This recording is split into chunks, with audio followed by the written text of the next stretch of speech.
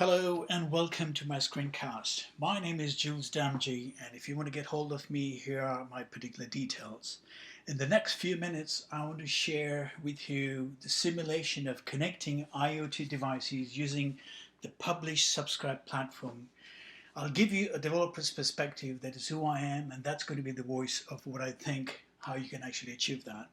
Now, this is a simulation, meaning not with actual deployment of devices, but I don't see why a simulation cannot approximate a real scenario. But first, I want to set the context, so let's get started. As we approach the end of this particular year, you will hear pronouncements and proclamations of what the new year holds for us in terms of technology trends, or what is the next big thing which will displace and disrupt an existing trend, and so on and so forth. Toward the end of last year, I was struck by a piece in ZDNet where the authors predicted true trends that would go from hype to reality.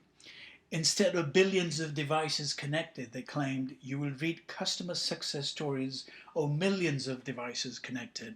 And furthermore, they predicted that software platforms and networks that enable the connectivity at scale will rage on. Now, I want you to keep this phrase in mind because I'm using it very often, rage on. The projections by Gartner may come true as long as the platforms that enable this connectivity scale globally across the data centers, they are reliable and they're secure, and they provide developers with simple SDKs to write the killer distributed applications. Now, I am, as a developer, of deep conviction that less friction to adoption among developers always leads to more stickiness. Which brings me to this interesting study that was published in Forbes magazine about a week ago, where they found out that half of the developers in the IoT space are writing software on platforms that enable connectivity of sensors and devices. These connected devices transmit loads of data on this messaging platform and networks, and they can be classified into sort of two categories. They can be the industrial IoT devices, which are sort of heavy-duty devices that are on the industrial floors, on manufacturing industries, on the ship containers, on robots and windmills and so on and so forth. And they are the lightweight sort of small gadgets which are classified as consumer IoT devices. Now, naturally, these devices will want to transmit data, some on public periodic basis and others in near real time. For real-time, data can be collected and analyzed for predictions or for prescriptions. For example, they can be fed into a distributed data processing engine such as Apache Spark. Because of Spark's speed and easy API, the platform is raging on in its adoption among developers. Today, developers have to approach the application development slightly differently, which somehow very well put by Jay Crabb, the CEO and the founder of Confluent.io, which is backed by Apache Spark, who put it quite succinctly in a tweet that was favorited and retweeted many, many times. He said, distributed computing is the new normal. That is to say, just get it, adopt it, and go on with it. Now, any platform that actually provides the ability to developers to write distributed applications easily, offer the capacity to access distributed data quickly, and allow the execution of code simultaneously across a particular cluster or across a large cluster will definitely rage on. In fact, today, already they are raging on. Now, we have seen emergence of these particular platforms that have matured, which are community-driven and are being deployed in production. It's not inconceivable to see large website architectures which are comprised of Hadoop, Spark, Kafka, Mesos, PubNub, Apache. All these footprints are invariably part and parcel of the footprints of these large data site architectures. Now, okay, enough of this particular monologue. Time to move on to my particular screencast. In this particular version, I'm going to explore two messaging platforms that allow devices, sensors, or entities to connect and publish data on them. PubNub is one of them, which is a streaming data network a company based in San Francisco, and the other one is the emerging Confluent platform, which is actually backed by and based on Apache Kafka. Both are built on publish and subscribe paradigm.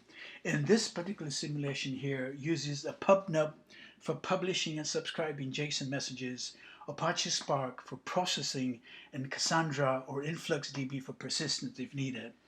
Here is a sort of a high-level diagram of what the particular architecture looked like and how the data actually flows.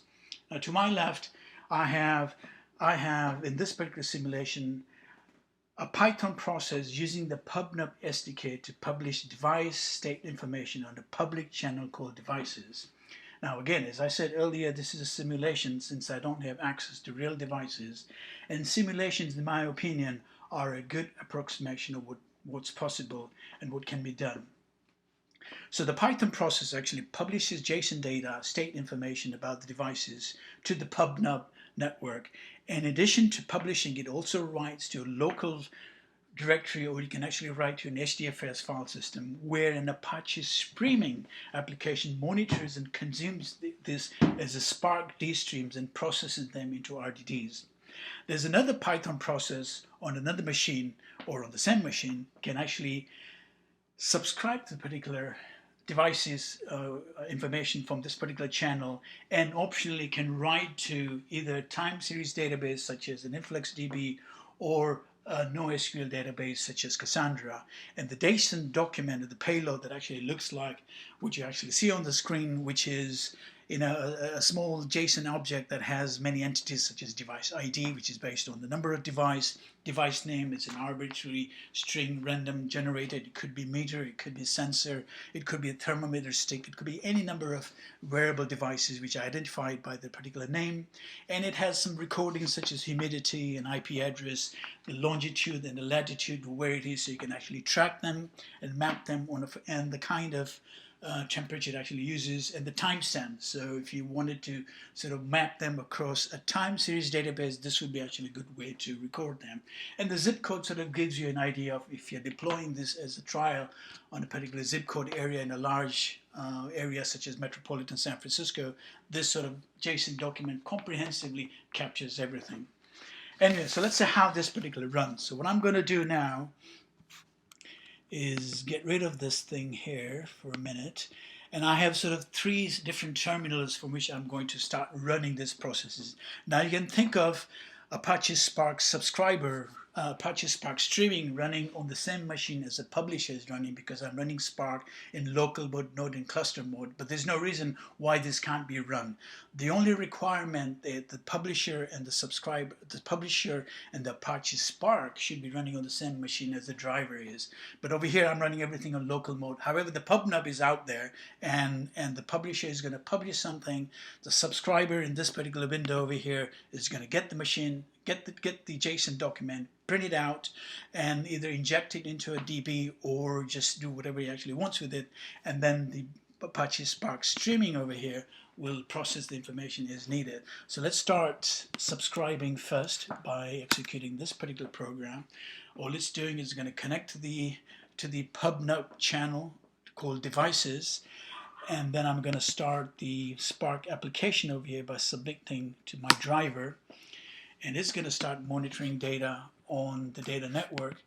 And then I'm going to have devices that actually publish data on this particular channel over here called devices, and I'm going to do only 25 devices because that's what, for demonstration of this particular demo. However, in reality, I can have thousands of devices, and I can have a number of different threads that actually do that. So I'm going to do 2 iterations of this. Now, as soon as I hit this particular thing, you will actually see on this window the device is being subscribed from the public network. And since I'm doing 2 iterations, you'll actually see the same thing over here.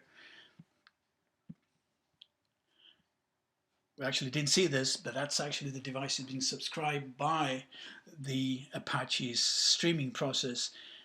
And we'll see another batch come in as we publish. What I do is over here every 20 minutes, every 2 or 30 minutes, I pause for a while and then publish. Here we actually get the second batch. Now we got the third one, and We should probably get something else here too. So let's do this. So in reality, what you're actually seeing over here is you got three different processes running. You got the publisher running on one machine. You got the Apache streaming process, which is running on the same machine as the publisher. And then you have the Python process subscriber, which could be running on a different machine, but over here I'm running on the same machine just for the demonstration. And the subscriber is getting real-time data. It's injecting it optionally into a database and then consuming it. So another thing I actually want to show you is once the data is actually consumed, you can actually use the Apache, or you can actually use the Databricks notebook to see what this particular data looks like after the data has been injected and you actually consume it. So over here in my Python notebook, what I've done is I've got all these particular devices, and I've got about 500 of these devices just for a small sample that I want to play around with it. So you can actually see right here, I have all the devices running. They look like this. And what I've done is I've created over here three partitions of the devices using the SQL, they're using the Spark context. I'm going to parallelize across 5 partitions and then create a data frame. So this is actually a JSON document which actually been read, and here what my schema looks like for a particular RDD. So this JSON document has been converted into the JSON RDD, and once I actually have the SQL context and the device RDD, I'm going to go in and create a particular data frame, and my data frame looks as follows.